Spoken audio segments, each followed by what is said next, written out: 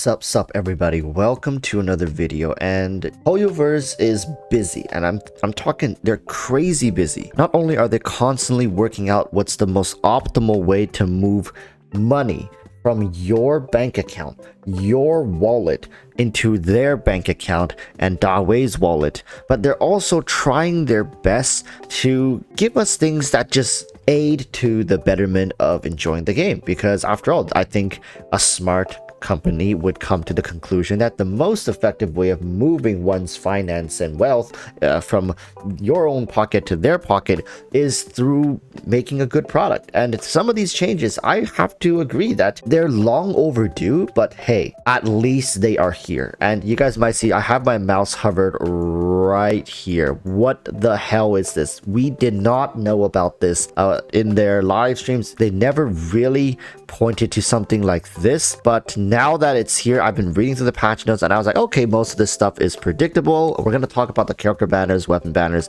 a little later, but this is a bombshell of a news. This changes things, in my opinion, more than the arrival of the Dendro element and all its reactions. While yes, a new element is sure to throw a wrench into a lot of, meta-centric discussions, but I don't remember when was the first time that people were saying the hydro resonance needed a little bit of an adjustment. I believe since patch 1.0, I could be wrong, but here it is. Officially, the hydro resonance is, I want to say, almost on par with the pyro resonance. I think that when it comes to increasing the max HP by 25%, a lot of people may take this and just blow it out of proportion, but don't get me wrong, it's an insanely powerful resonance to have for certain characters. It's not like all characters are suddenly gonna be benefiting from this particular resonance, but it adds a lot of emphasis on teams that does have Xingqiu and Yelan in it.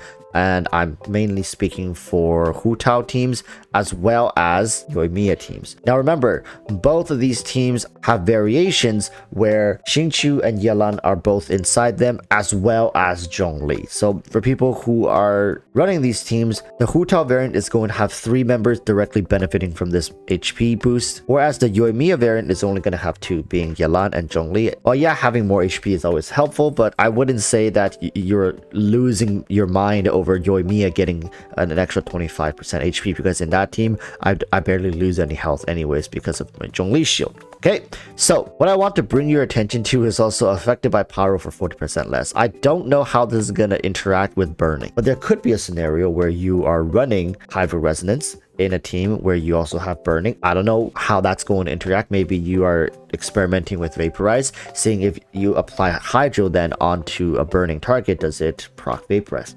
I don't know. Okay, I don't know. I'm just theorizing, because affected by pyro 40% less time, I can only see this as a anti-burning kind of mechanic, because when are you ever going to be in an extended situation where pyro is applied on you? We haven't seen one of those situations. It's almost always been an instance damage of pyro with no extension, meaning there's no damage over time. So let's say if now enemies can also apply burning on you, or there will be combos from the enemies in the future where they can apply burning on you, then this can suddenly just become a great way to mitigate some of that time where you're going to be ticking for quite a bit of damage, right?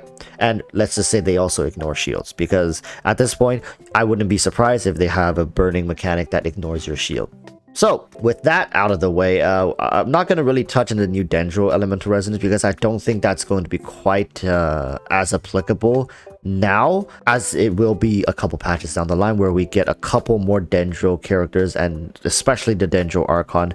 Then we will start seeing the Dendro elemental resonance becoming much more prevalent. I do anticipate a lot of people running maybe like single Dendro teams and really going hard on the hydro resonance for the next couple patches, especially for those who pulled Yelan or multiple copies of Yelan. Like I've been saying, the character is going to age like wine, and damn did EroticWalruss decide to pat me on the back for this one right as 3.0 drop. But I do think the electro resonance deserve a quick mention, because it doesn't change anything. All right, I'll be honest with you guys. Electro resonance didn't change anything, but it added a couple variants of Dendro based reactions to it, mainly quicken, aggravate, and Hyper Bloom. Wow. Which they're all electrocentric reactions, but this also highlights the depth and complexity of the Dendro reaction. We thought we were only getting 3 reactions, but there are advanced Dendro reactions. I'm not going to go into detail now talking about these advanced reactions, but expect videos coming out once Dendro drops of me testing them and seeing, like, essentially we have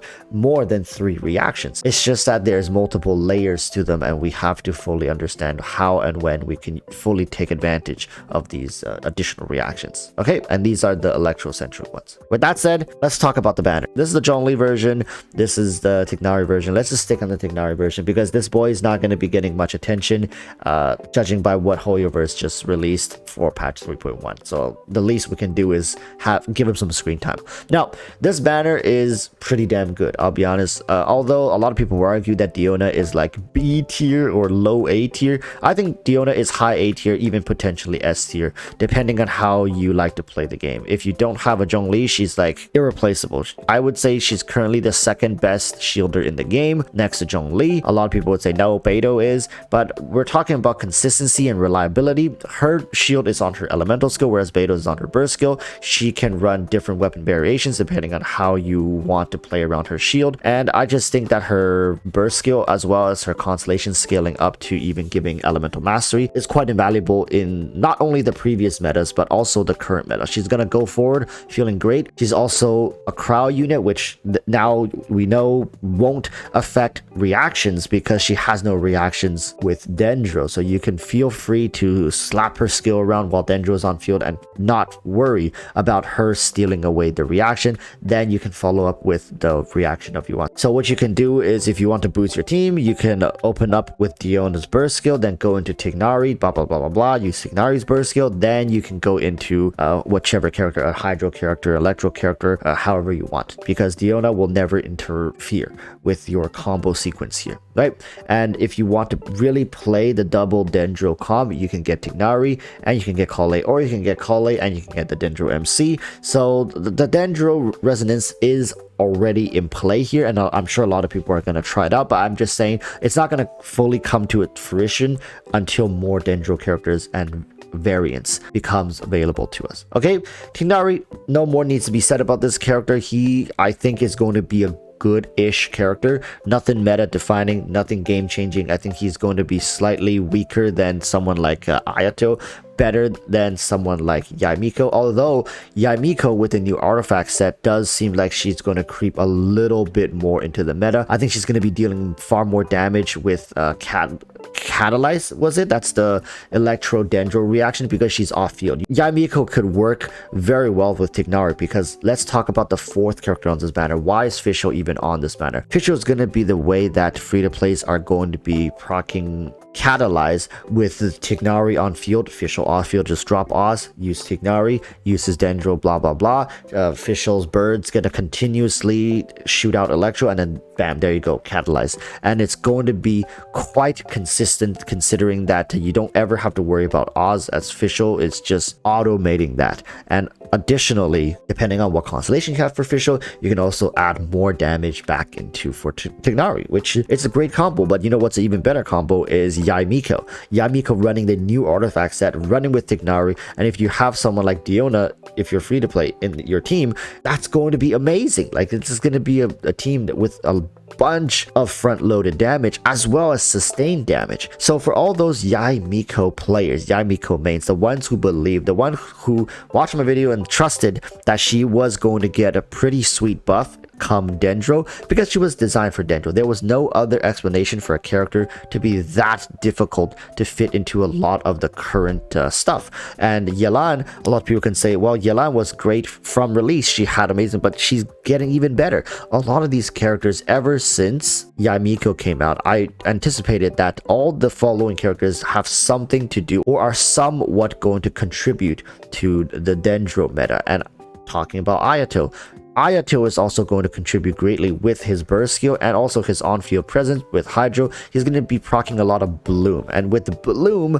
you can see in Tighnari's demo, you can proc multiple instances of the buds. You can have 3 at a time that I saw in the demo. What if you can have 4, 5, 6, and do each of them behave as it separate instance of damage. So let's say if you used an electro skill on 5 bloom buds, do each of them then spread into like 3 of those claws, the dendro claws that kind of attacks the enemies. Now you have 5, so that's like 15 claws that goes and attack the enemy. How stackable is this? We don't know, but if we take it from face value, then Ayato is going to be able to produce so many of those buds for you without even being on field. He can do his elemental skill, shing shing shing shing shing, use his elemental burst, get right off the field, switch into your off-field dendro character or whatever dendro character comes on, do your dendro thing along with Ayato's burst skill. You're gonna get a bunch of those buds, and however you want to then continue from there is up to you. You can play pyro, then for burning you can play electro for catalyze, and hyper balloon, aggravate, whatever you want. So this stuff gets pretty complex, and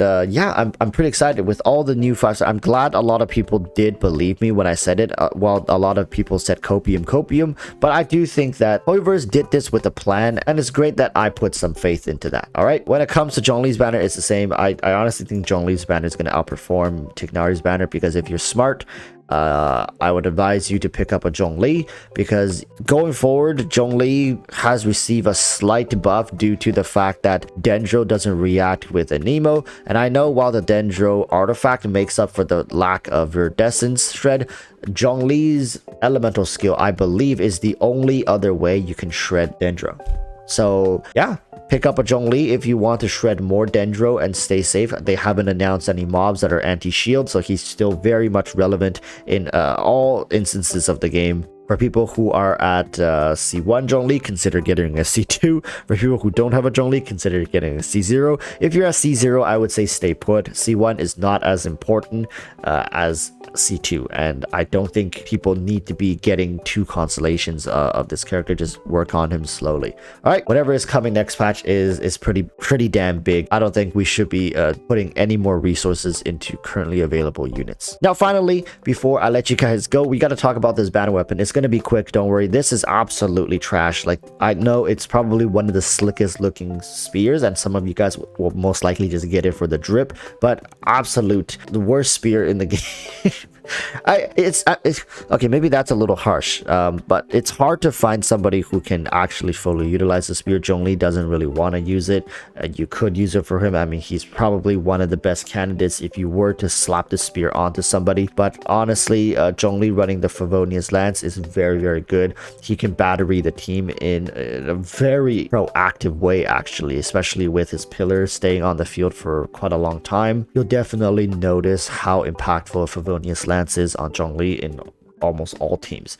This bow, this is not a bow that I would say is really universal. It's like a good-ish bow for certain characters, and definitely if you're picking up Tignari, you can use it, but I wouldn't say this particular weapon banner has much pull to it apart from a great roster of 4-star weapons for the most part. So again, lucky you for small spenders, dolphins.